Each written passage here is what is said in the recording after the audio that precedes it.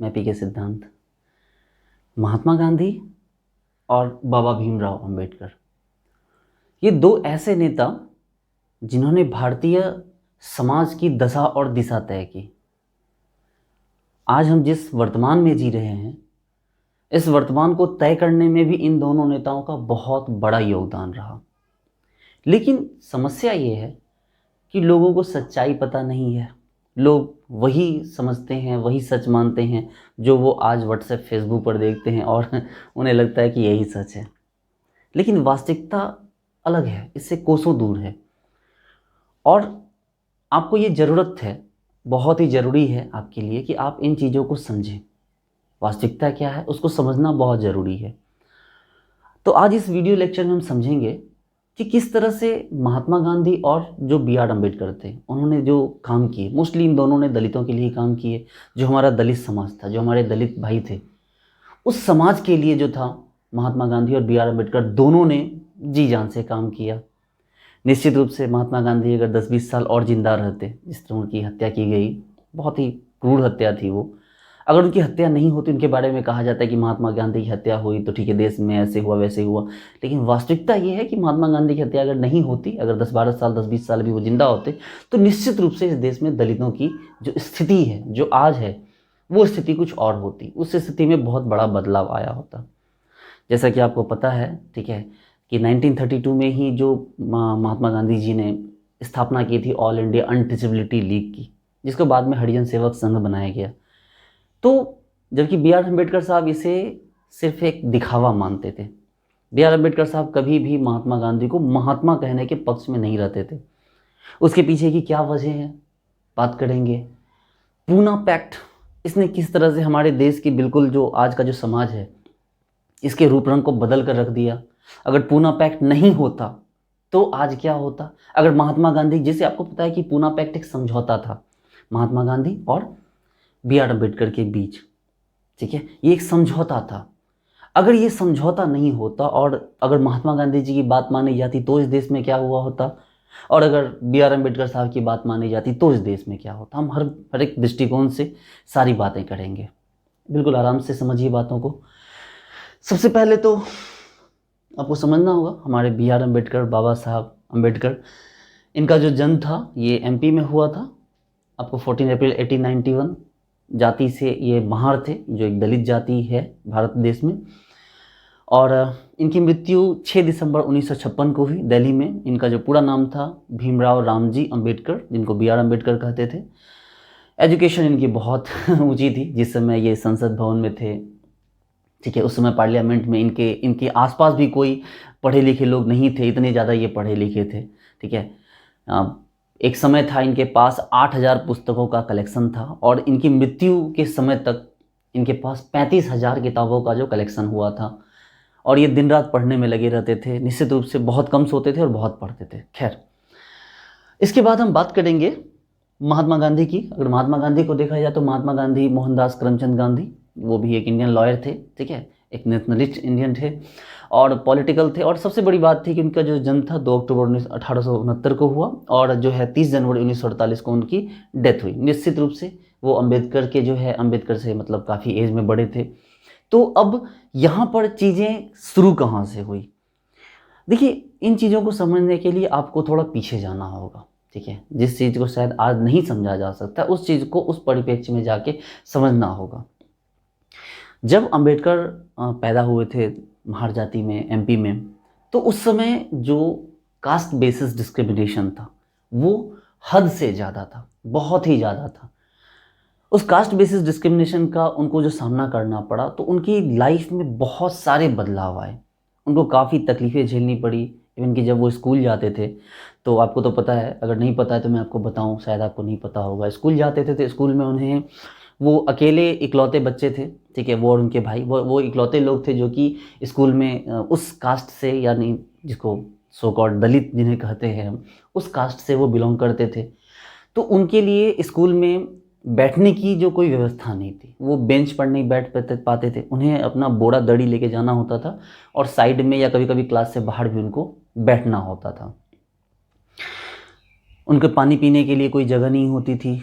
जहाँ बच्चे बाकी बच्चे पानी पीते थे वहाँ बच्चे वो पानी नहीं पी पाते थे, उनके लिए अलग से एक मटका रखा जाता था और मटके से जो प्यून होता था वो पानी निकाल के उनको देता था, वो ऐसे हाथ में भर के पानी पीते थे। अगर कभी प्यून ना आए तो उनको प्यासा रह जाना पड़ता था, ठीक है। इन सिचुएशन में वो बड़े हुए, उनके बड़े भाई की जो पढ़ाई थी वो छूट गई, लेकिन ये जो B.R. अम्बेडकर साहब थे ये बड़े स्ट्रगलर थे। इन्होंने कभी भी हार नहीं मानी। इन्होंने जो था, इनको समझ में आ गया था, ठीक है, इनकी माताजी का भी असर था। इनको समझ में आ गया था कि अगर पढ़ाई करना है तो इन चीज़ों को फेस करना होगा, लेकिन पढ़कर आगे बढ़ना है। फिर जो है इनकी जो क्वालिटी थी, उनकी क्वालिटी को जो हम सयाजी राव जो थे थर्ड, जो बड़ौदा के प्रिंसली स्टेट के प्रिंस थे उस समय, ठीक है, या कहिए राजा थे उस समय। तो 1913 के आसपास की बात है। तो उस समय इनको वजीफ़ा दिया गया, इनको स्कॉलरशिप दी गई, इनको पढ़ने के लिए USA भेजा गया। इनकी पढ़ाई में काफ़ी मदद की उन्होंने, ठीक है।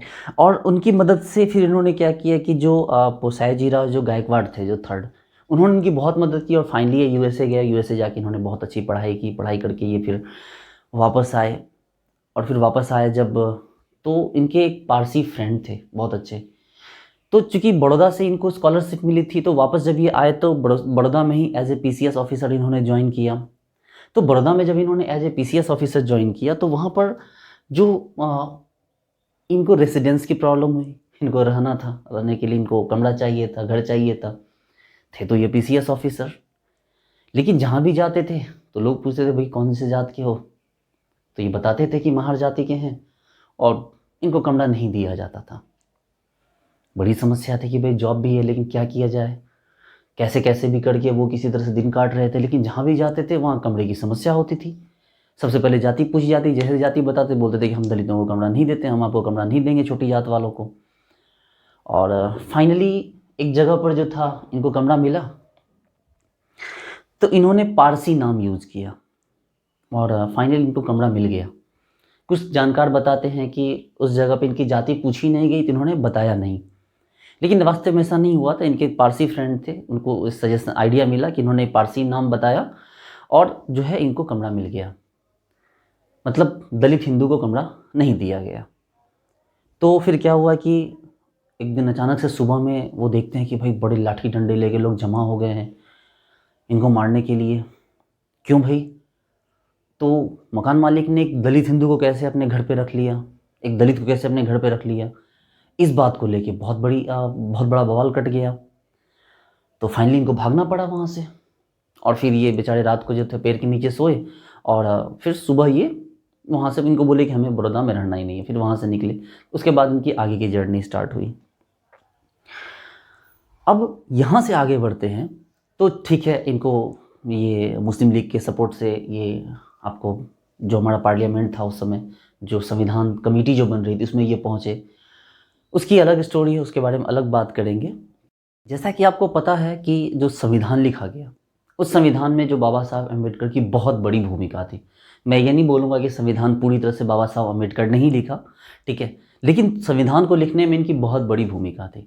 इनका एक प्रिंसिपल था, ठीक है, इन्हें पता था कि जो डेमोक्रेसी होती है वो 3 चीज़ों के पिलर पर टिकी होती है: इक्वालिटी, लिबर्टी एंड फ्रेटर्निटी।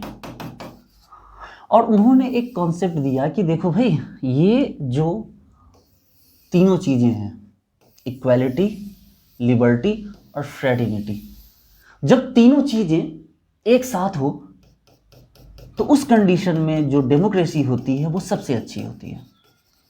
उनको पता था कि भाई इस कंडीशन में जो डेमोक्रेसी आएगी वो सबसे अच्छी होगी। इक्वालिटी, फ्रेटर्निटी और लिबर्टी, इन तीनों के बीच में, लिबर्टी मतलब आज़ादी, फ्रेटर्निटी भाईचारा, भ्रातृत्व, और इक्वालिटी समानता। लेकिन उन्होंने ये देख लिया था कि इंडियन समाज में ये तो नहीं हो सकता है, ठीक है, जो हमारा भारतीय समाज है, भारतीय समाज में ये नहीं हो सकता है। मैं यहाँ ये भी डिस्कस करना चाहूँगा कि कहाँ आखिर उनको महात्मा गांधी से उनका जो डिस्प्यूट था, आखिर वो किन मुद्दों पे था, क्यों वो महात्मा गांधी से वो इत्तेफाक नहीं रखते थे। तो पहले इस बात को समझिए कि उन्होंने ये कहा कि भाई इक्वालिटी, फ्रेटर्निटी और लिबर्टी, इन तीनों को मिलाकर जो तक परफेक्ट डेमोक्रेसी तैयार होती है। लेकिन इक्वालिटी है नहीं, बड़ी जात छोटी जात, लोग मानते नहीं हैं भाई, बड़ी जात वाले छोटी जात को पानी नहीं पीने देते हैं, ठीक है। यहाँ तक कि उन्होंने ये देखा कि भाई चप्पल पहनने पे पैरों में कील ठोक दी जाती है, चाहे पढ़ने लिखने का अधिकार नहीं दिया जाता। शहरों में रहने के लिए तो खैर मकान मिलना, जब मकान ही नहीं मिलेगा तो कोई पढ़ेगा कैसे। तो उन्होंने देखा कि किसी भी तरह से जो छोटी जाति के लोग हैं इनको इक्वल लेवल पे आने नहीं दिया जा रहा है।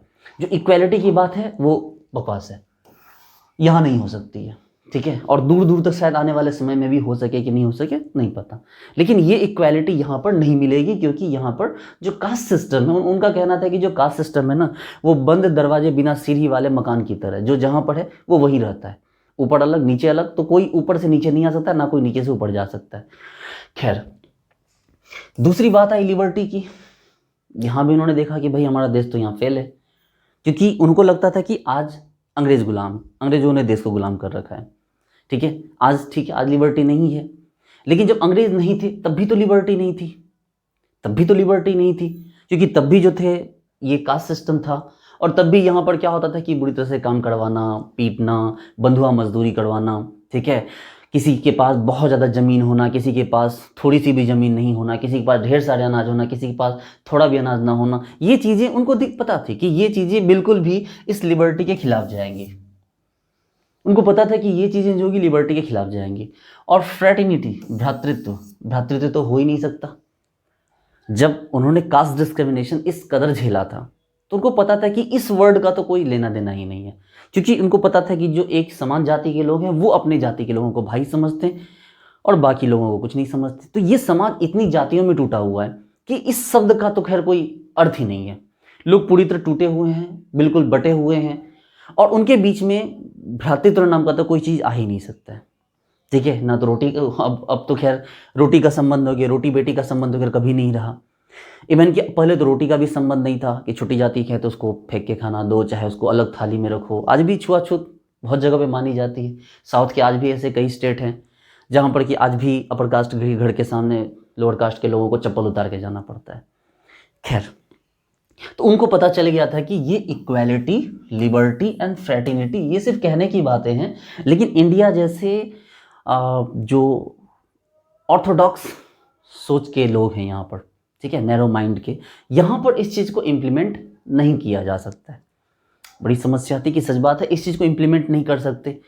तो इसके उपाय के लिए जो बाबा बी आर अम्बेडकर थे, उन्होंने जो था, उन्होंने बात की सेपरेट इलेक्टोरल की। अब समझिए इस बात का पूना पैक्ट से कहाँ तक टर्म है और कहाँ तक ये जो है ये आज को इफेक्ट करता है, आज को ये कैसे इम्पैक्ट करता है। तो उन्होंने बात की आपको सेपरेट इलेक्टोरल की। सेपरेट इलेक्टोरल क्या था, समझेंगे इस बात को कि सेपरेट इलेक्टोरल क्या होता है। देखिए, सेपरेट इलेक्टोरल का मतलब होता है कि भाई ये एक चुनावी क्षेत्र है, ठीक है, चुनावी क्षेत्र है, यहाँ पर 4 तरह की कास्ट के लोग रहते हैं, ठीक है। यहाँ पर आपको मेजॉरिटी भी है, माइनॉरिटी भी है, ठीक है। यहाँ पर जो है अपर कास्ट भी हैं, दलित भी हैं और आपको मुस्लिम भी हैं। तो उन्होंने ये कहा कि अपनी अपनी जाति के लिए जो होगा एक कैंडिडेट होगा जो अपनी अपनी जाति को रिप्रेजेंट करेगा।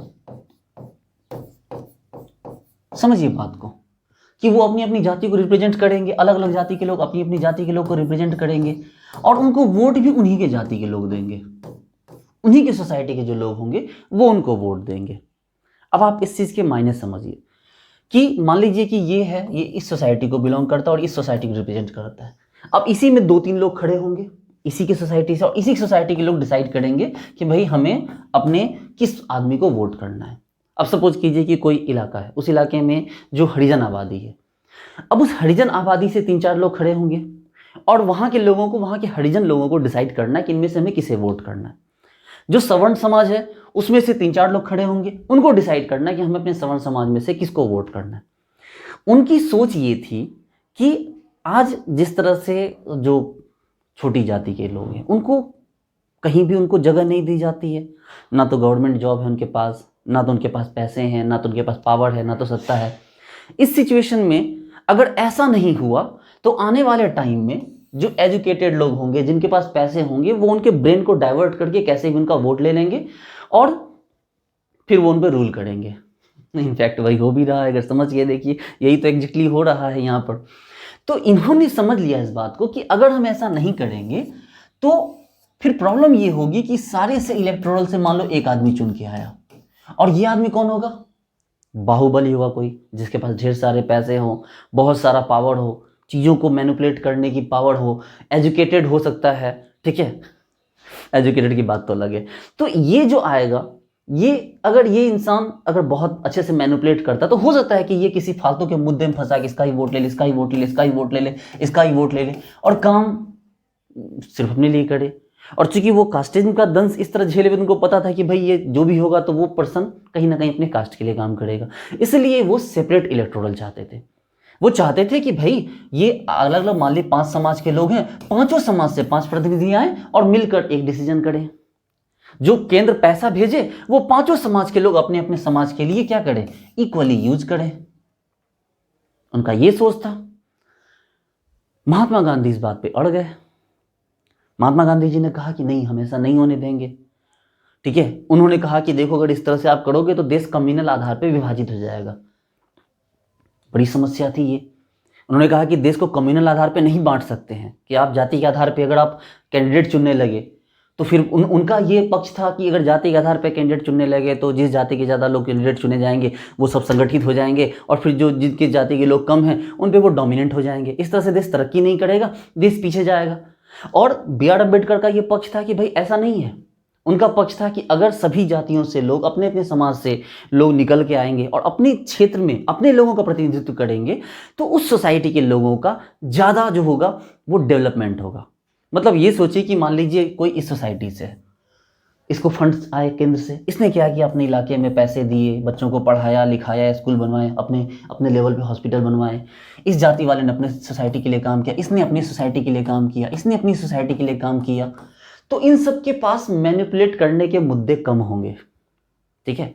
ये भटका नहीं पाएंगे क्योंकि इनके लोग सीधे सवाल पूछेंगे इससे कि तुम तो मेरी जाति के हो, तुमको पैसा है, तुमने काम क्यों नहीं किया, ठीक है।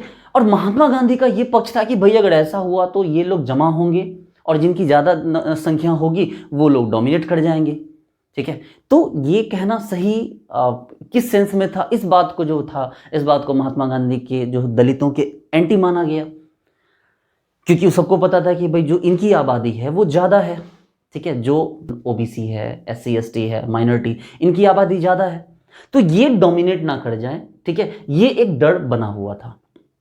खैर, महात्मा गांधी जी धरने पे बैठ गए, ठीक है, कि भाई अगर ऐसा हुआ तो हम जान दे देंगे। तो B.R. अम्बेडकर डर गए। उनको ये डर सताने लगा कि आज अगर सच में महात्मा गांधी जी जिस तरह से आमरण अनशन पे बैठे हैं, अगर महात्मा गांधी जी को कुछ हो गया तो देश उनको और उनके समाज को माफ़ नहीं कर पाएगा कभी, ठीक है। देश हमेशा उनको और उनके समाज को कातिल की नज़रों से देखेगा कि आज तुम्हारे कारण, तुम्हारी जिद के कारण जो है महात्मा गांधी, जो कि देश के बहुत बड़े रत्न थे, वो मर गए। तो B.R. अम्बेडकर इस चीज़ को बर्दाश्त नहीं कर पाए, बोले ठीक है भाई कोई बात नहीं।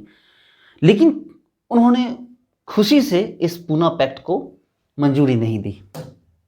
उन्होंने बोला कि नहीं भाई, ये जो है उनका स्टेटमेंट आया इस पर, जो पूना पैक्ट आया 24 सितंबर 1932, यही डेट थी इसकी, 24 सितंबर 1932।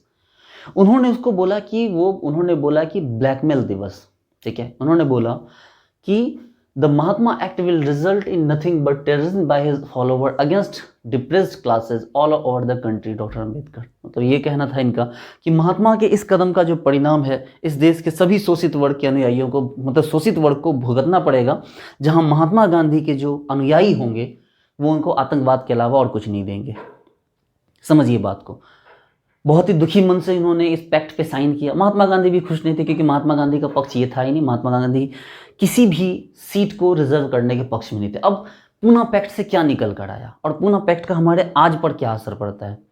तो आज जब हम ये देखते हैं कि हमारे इलाके में कोई सीट रिजर्व होती है, SC के लिए रिजर्व है, ST के लिए रिजर्व है, तो ये पूना पैक्ट का ही असर है कि आज हमारे इलाके की कुछ सीटें रिजर्व होती है, ठीक है।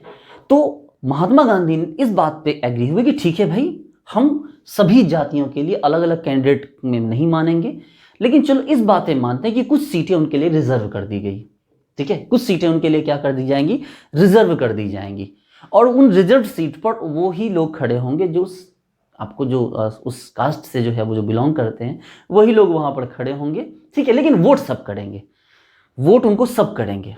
और लास्ट में बी आर अम्बेडकर साहब को मानना पड़ा। लेकिन बी आर अम्बेडकर साहब इस चीज़ से खुश नहीं थे। उनको पता था कि ये सिस्टम इफ़ेक्टिव नहीं है, ये सिस्टम इफ़ेक्टिव नहीं है, क्योंकि जो पर्सन होगा, एक पर्सन, वो किसी का पर्टिकुलर कास्ट से बिलोंग करता है, तो वो सभी, चूँकि जाति व्यवस्था भारत की एक, भारत का अभिन्न अंग है। इवन कि महात्मा गांधी भी इस चीज़ को सपोर्ट करते हैं। महात्मा गांधी भी एक, मतलब महात्मा गांधी तो बहुत एक हिंदूवादी नेता है। उनका जो है हिंदू जो स्पिरिचुअल है उनमें उनकी आस्था है। जो भगवत गीता है उसको वो जो है अपने मतलब जो है स्पिरिचुअल वो मतलब बताते हैं, मतलब एक बहुत अच्छी किताब मानते हैं उसको, वो उसको उसके प्रति उनकी श्रद्धा जगह जगह पे झलकी भी है, ठीक है। लेकिन जो बी आर अम्बेडकर थे वो उस चीज़ के बिल्कुल खिलाफ थे। उनका जो है वो हिंदुत्व के खिलाफ वो काफ़ी उनका स्टेटमेंट था, क्योंकि उन्होंने देखा था कि किस तरह से अपर कास्ट लोअर कास्ट के नाम पर लोगों को सताया जाता है। उनके काफ़ी स्टेटमेंट्स आते थे। उन्होंने भगवत गीता की कॉपी भी जलाई थी, ठीक है। अब इसको आप किस सेंस में लेते हैं। उनका कहना था कि भगवत गीता है, चाहे और भी जो वेदास हैं, वो डिवाइड करते हैं लोगों को, ठीक है, लोगों को गलत चीज़ें सिखाते हैं। खैर हम इस मुद्दे पे फिर कभी बात करेंगे, ठीक है।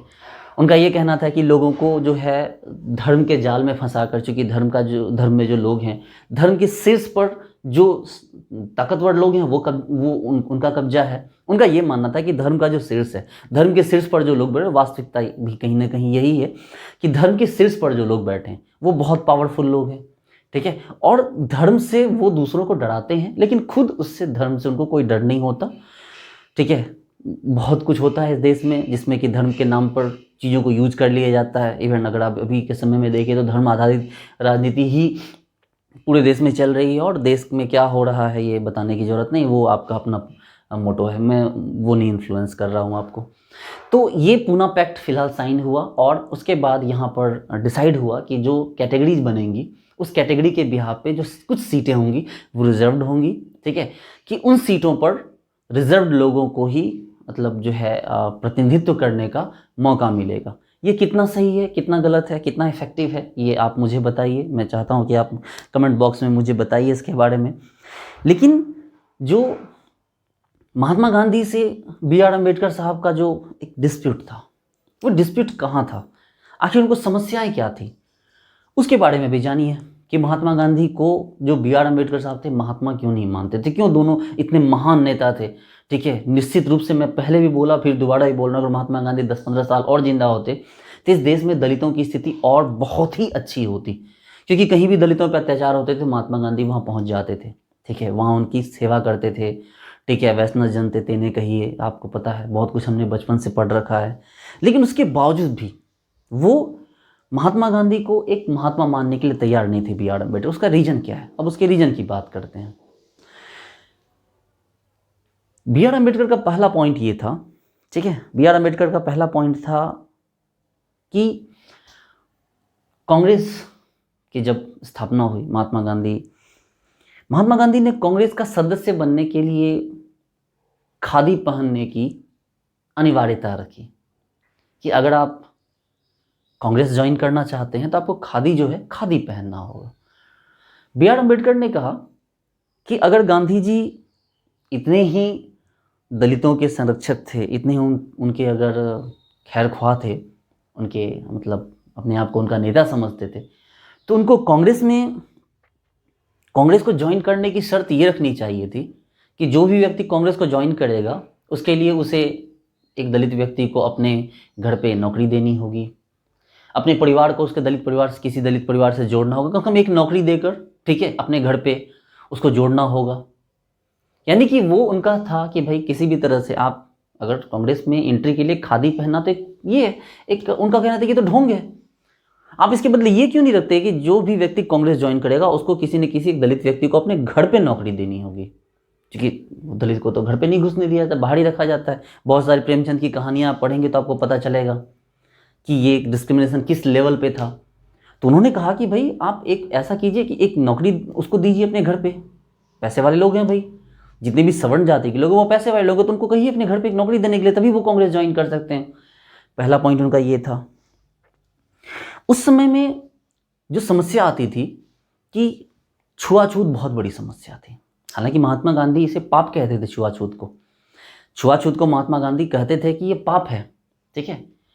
लेकिन जो कास्टिज में उनका भरोसा था, वो जो 4 वर्ण बने हैं, ठीक है, उसको वो मानते थे, उसके खिलाफ वो कभी स्टेटमेंट नहीं देते थे।